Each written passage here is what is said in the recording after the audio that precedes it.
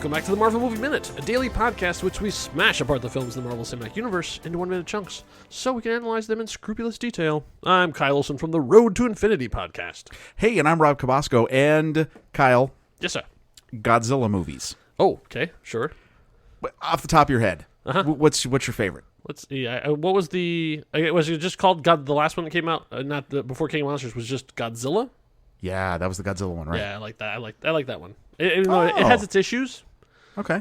But like you can kind of respect it as a sort of disaster movie and stuff too. And sure. I really like the Godzilla fight monsters at the end. I mean, the cracking the jaw open and pouring atomic breath down his throat. And nice. Yeah, there's some good stuff in there. Just like with any of them, it takes a while to get to the monster fighting stuff. Right. But now, yeah, I dig it. I will just tell you that I grew up huge fan of Godzilla. Sure. Because from like 1954 to 1975, there's just a ton. There's like 15 Godzilla movies from that era. King Kong versus Godzilla 62. Love that one because that's the King Kong 2 that I was familiar with. Son of Godzilla. I love that one, right? Is that with Godzuki? Yeah, I think so, yes. Okay. Yes. Now, I, like many people, was really up and hyped for the infamous TriStar Godzilla. Ah, yes. In 1998. I was actually working at a movie theater when that came out, and so the amount of hype was unbelievable. It was pretty much. I don't know if any of you were young enough to not know about this. This is the Godzilla, the infamous Godzilla with Matthew Broderick. It's Roland Emmerich, the Independence Day guys. Like, okay. Yeah, it's a bomb. It's crazy. It's insanity. It's terrible. It's terrible. Yeah. Now, so I lost my taste for Godzilla after that. To be honest with you, I've seen I think all the movies since then, but I'm just like, that killed my Godzilla thing. Yeah. But one of the things I always love about Godzilla, even when I was growing up, is I loved his spiny back. I loved when it would energize. Yeah. I loved like his power, the vertebrae, all that stuff. Okay, where am I going with this? We'll have a little bit. I had a little Rob had a little flashback in this minute of our movie. Here in minute 76, Spirit of 76, 2008's Incredible Hulk movie directed by Louis Leterrier. Yeah, we're going to get some full-on spine action. So we pick up where we left off, which is with a helicopter, a chopper, a whirly-bird. That's pretty much all the euphemisms I could find for helicopter. That's it, right? I thought there'd be a lot. I thought I could go on a whole list, but no, it's not. And so we see military. They're doing all the military stuff. And then we go to Emil, giving himself a pep talk, I guess. Maybe he's like, he's psyching himself up. He's like, you can do this, Emil. You can make this happen. You can go. I don't know why his voice is so high when he talks to himself, but that's just how he is. Quickly, it goes from that to a...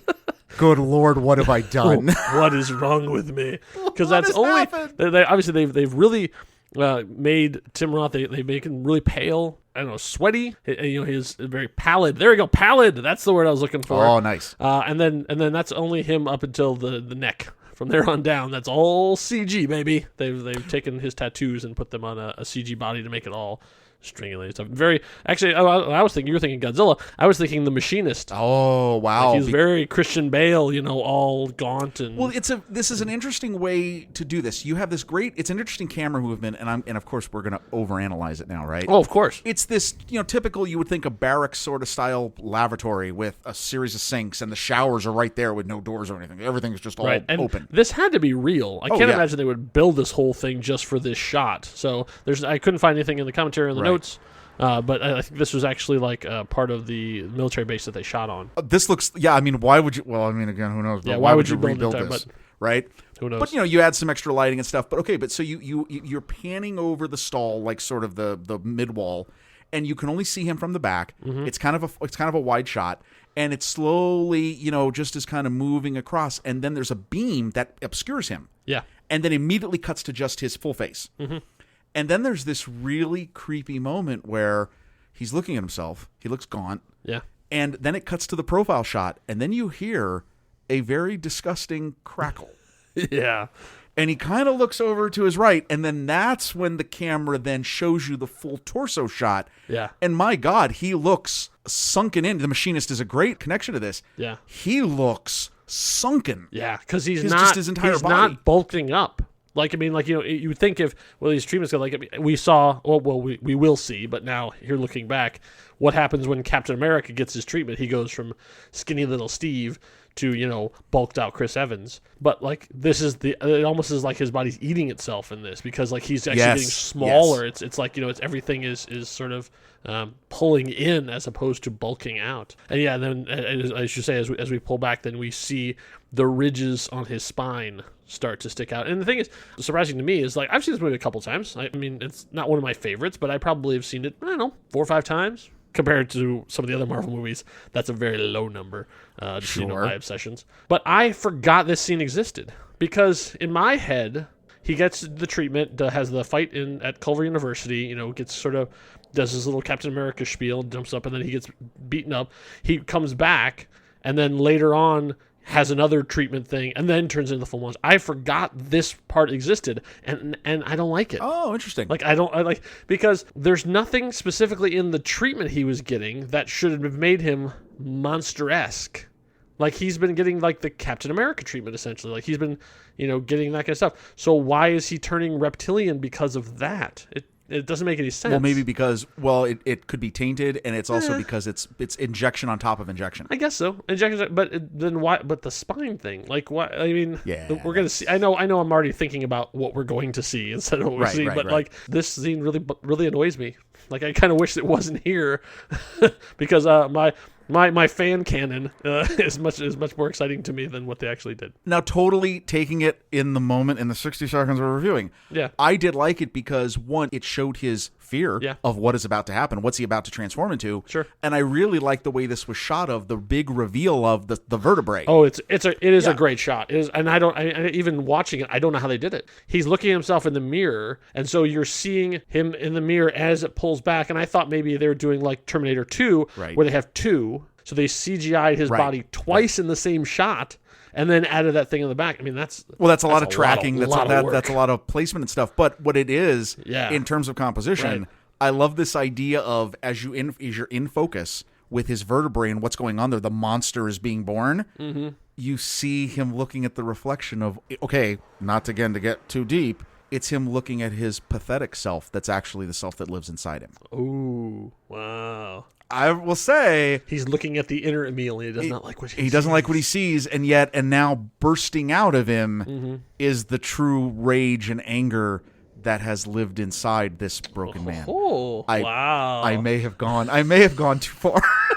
Everyone who's seen this is like, oh my God, dude. The filmmakers put that much thought into this scene. Wouldn't it be cool as if his spine was sticking out to the back? Yeah, let's do that. Oh yeah, sure.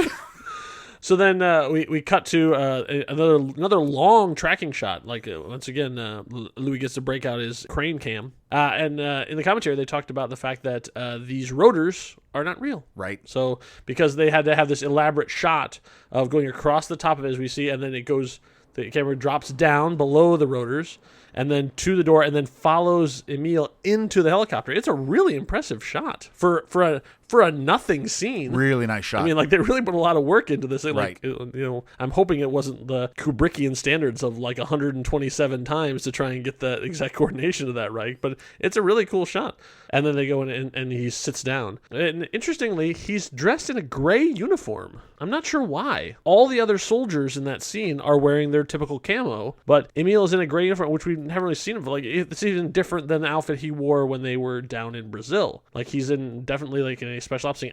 I don't know if that's just for us to maybe visually identify him later on. It's weird. Like, he's almost wearing like gray pajamas in the middle of all this stuff with his tack vest on and all this other stuff. They look like a little bit like a Halo suit, or like, just it has that kind of like color combination. I really do think it is just because we want to mark that character, or he couldn't find any camos that would fit his spine.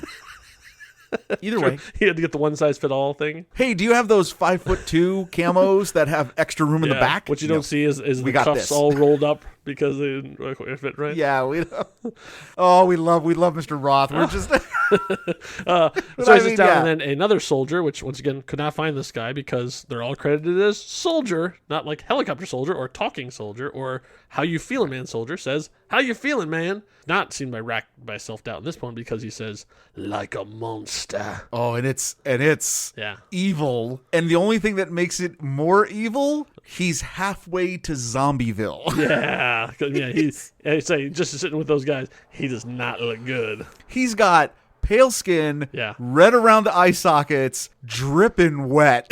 He looks really bad. Yeah.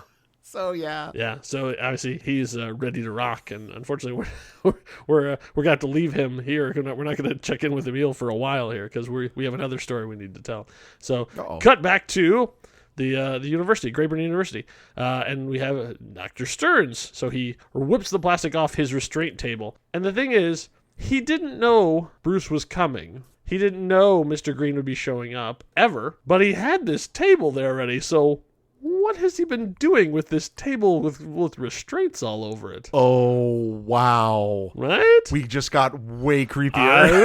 I don't know. Maybe it's totally benign. Maybe it's just for, maybe he has a diabetic that's on staff that he helps out. They do a lot of testing. You have a problem with needles? Maybe this would be the only way. No. Is like to get a Rob, you put him on the table, you have to strap him down in order to, to take 20 cc's of blood. First of all, if you walked me into that room, you'd have a slapjack, and boom. And you'd have to make sure I was standing next to the platform so I could fall onto it, but you wouldn't. Yeah, no. This looks like the most evil dentist's office ever. Because the lighting above it, like it's this huge, like, I don't even know what you want to say, a canopy of like the lights that not that you necessarily find in an operating room, the lights you find like in an old dentist office. Yeah, and it just was kind of funny. I like the fact that nothing matches either. Oh no, it's all like everything is just like all piecemeal, all put together. If you look on the far right side of the screen, you'll see he has the machine that goes ping, ping. I really couldn't identify any of this stuff. It's all weird. It's all seems to be very. Their production design did a great job in this one too, because everything is well disguised from whatever it originally was into whatever they made it into. Yeah, this is all repurposed technology. Yeah, with soldering and duct tape and paint. That's right, with some movie magic put on top of it. Yeah, it's pretty crazy. So and unfortunately that is where the minute ends. Well, that's it. Yeah, we get Stearns is preparing to do something to Bruce, but we don't know what. All we know is now he, that plastic, I'm sure, kept everything nice and sterile. We're forgiven now for our Godzilla interlude. Yeah, this is not a whole lot going on. I'd say we did have. I did like the vertebrae scene, but yeah. I'd say this is where we're midway into Act 3, and we're still like setting things up. But we're getting ready for another major CGI fest to happen in this very room. It's going to get pretty exciting here and pretty scary for some people in the next couple of minutes. In the meantime, we are doing our best to keep you updated as to all the exciting things that are going on. We are on Facebook. We are on Twitter. We are on pretty much any social media that we can get our hands on that somebody has claimed the next reel. Can I tell you something about Twitter? Yes, sir. Absolutely. Yeah, tell me something about Twitter. Follow the next reel on Twitter. Not only is it by all of the great people who put all the things together over the next reel, some fantastic imagery. I mean, every announcement of every minute that comes out, you totally don't want to miss these. Absolutely, please follow them on Twitter. And our own Pete is doing his best to make really cool art for each and every episode of this very podcast. So if you're not following on the thing, you're not seeing all the great work that he's been doing. So definitely follow the next reel. You'll find out everything going on about this podcast and all the other great podcasts we have here on the Next Reel Network. Thank you all for listening. We'll be here next time for minute 77. Hope you had a smashing good time. Until next time, true believers. Bye.